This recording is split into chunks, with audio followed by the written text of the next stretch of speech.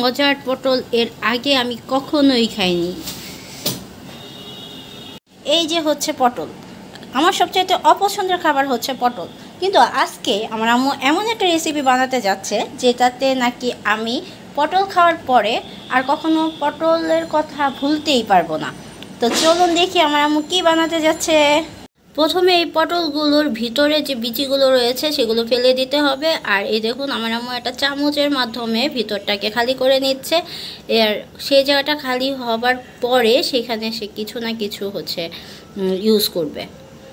এগুলো ছিলে নেওয়ার পরে এই মুরগির মাংসগুলো ছোট ছোট করে কেটে নেওয়া হয়েছে। তারপর পেঁয়াজ কুচি, মরিচ কুচি এগুলো নেওয়া হয়েছে। প্রথমে এই যে মুরগির মাংসগুলো রয়েছে সেগুলো হচ্ছে কষিয়ে নিতে হবে, এই জন্য চুলাতে তেল দেওয়া হয়েছে। মাংসটা কষিয়ে নেওয়া হচ্ছে আর সেজন্য পেঁয়াজ কুচি দিয়ে দেওয়া হয়েছে। পেঁয়াজ কুচিগুলো যখন লাল হয়ে যাবে তখন হচ্ছে এটার মাঝে মাংসগুলো দিয়ে দেওয়া হবে। আদা রসুন বাটা দেওয়া হচ্ছে। আপনারা যেভাবে কষিয়ে থাকেন সেভাবেই কষাবেন, আমি তারপর সুবিধার্থে হচ্ছে কষানোর ভিডিওটা দিয়ে দিচ্ছি। এখানে হলুদ মরিচের ধনিয়ার গুঁড়া দেওয়া হচ্ছে, হলুদের গুঁড়া, তারপর ধনিয়ার গুঁড়া, তারপর হচ্ছে মরিচের গুঁড়ো, এগুলো ইউজ করা হলো।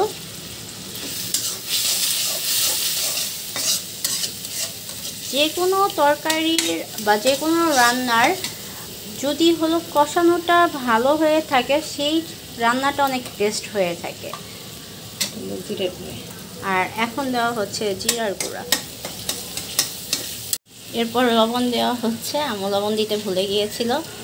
লবণ ছাড়া কিন্তু রান্না অচল, এই জিনিসটা খুবই জরুরি একটা বিষয় রান্নার ক্ষেত্রে। এরপর মাংস দিয়ে দেওয়া হচ্ছে। লবণ নিয়ে একটি গল্প ছিল যে এক রাজার 3 মেয়ে ছিল। রাজা জিজ্ঞেস করেছিল যে তার মেয়েরা তাকে কেমন ভালোবাসে। তো এক মেয়ে বলেছিল, সবচেয়ে আদর যেই করতো মেয়েটিকে, সেই মেয়েটি বলেছিল যে আমি বাবা তোমাকে লবণের মতো ভালোবাসি, এই জন্য তাকে বনবাসে পাঠিয়ে দেওয়া হয়েছিল। এই গল্পটা মনে হয় কম বেশি সবাই জানেন, আর যদি না জেনে থাকেন বলে দিচ্ছি।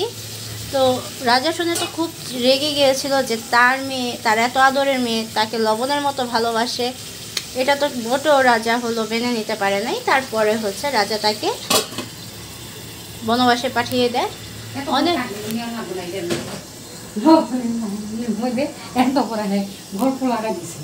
তো কি হয়েছে, ভিডিও তো বানাইতে হইব, বানাইতে হইব না, হোক ভিডিও বড়, দেখবো না কি লিগা। ঢেকে রাখার পরে আবার উল্টিয়ে দিতে হবে, নেড়ে চেড়ে এগুলোকে দেখে নিতে হবে যে কতটুকু কষানো হয়েছে।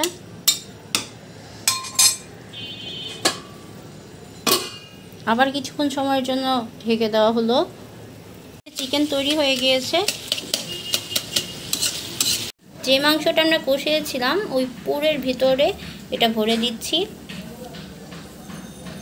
এটা খুব বেশি দিবেন না, তাহলে দেখা যাবে যে এগুলো ফুলে উঠবে, তখন চারিদিক দিয়ে বের হয়ে যাবে। একটা নির্দিষ্ট পরিমাণে তারপর দিবেন। একটি একটি করে সবগুলো পটলের পুর করে নেওয়া হয়েছে, ভিতরে সবগুলো চিকেন, এই যে দেখতে পারতেছেন।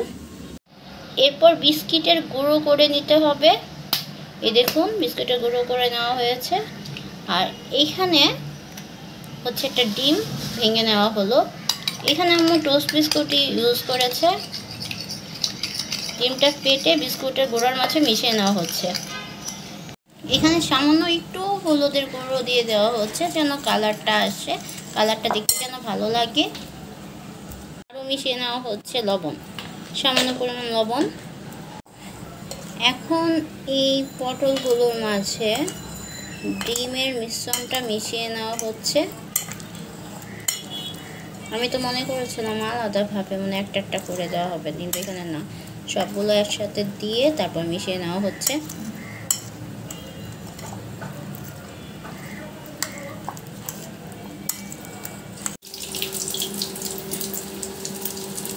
একটি একটি করে তেলে ভেজে নেওয়া হচ্ছে।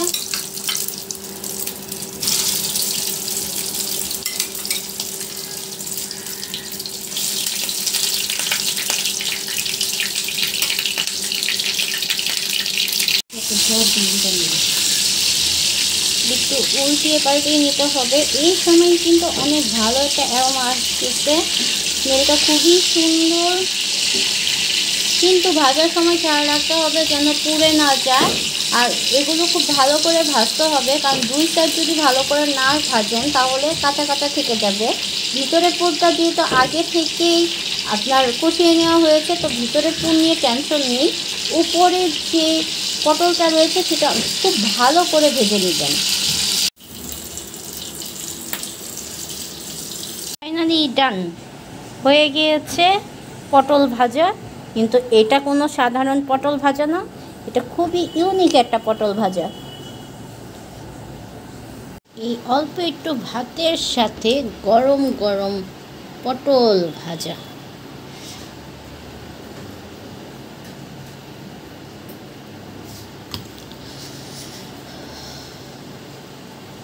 এখন আমি দেখব এই পটল ভাজাটা কেমন হয়েছে। অনেক নরম।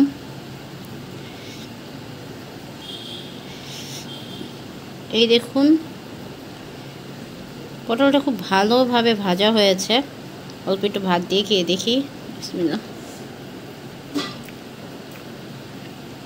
ওয়াও, সত্যি খেতে অনেক মজা, অনেক মজা লাগতেছে।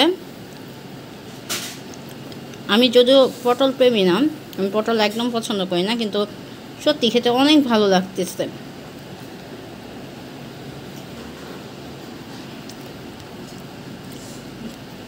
আর এই যে পুরটা দেখা যাচ্ছে উপরে এরকম ব্রাউন কালার বা কয়লার মতো হয়ে আছে, দেখে মনে করবেন না যেগুলো পুড়ে গিয়েছে। এগুলো মোটেও হলো কয়লা টাইপের টেস্ট আসতেছে না।